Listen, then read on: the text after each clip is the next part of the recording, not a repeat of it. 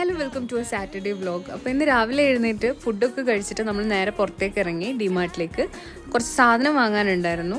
അവിടെ വന്ന് അത്യാവശ്യം വേണ്ട സാധനങ്ങളൊക്കെ വാങ്ങിയിട്ട് നമ്മൾ ഇറങ്ങാൻ പോകുമ്പോൾ പഫ്സിൻ്റെ കട ഉണ്ട്. അപ്പോൾ അവിടെ നിന്നൊരു എഗ് പഫ്സ് വാങ്ങിയിട്ട് നമ്മൾ കുറച്ച് നേരം അവിടെ ഇരുന്ന് പഫ്സൊക്കെ കഴിച്ചിട്ട് നേരെ വീട്ടിലേക്ക് പോന്നു.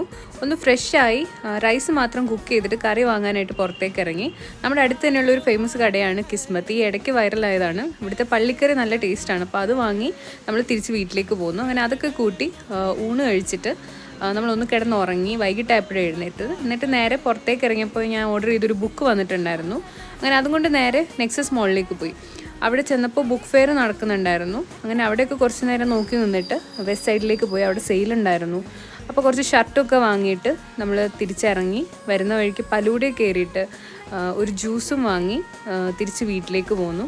വീട്ടിൽ വന്നിട്ടാണ് നമ്മൾ ഡിന്നർ കഴിച്ചത്. ദോശയും ഗ്രീൻ പീസ് കറിയും കഴിച്ചു.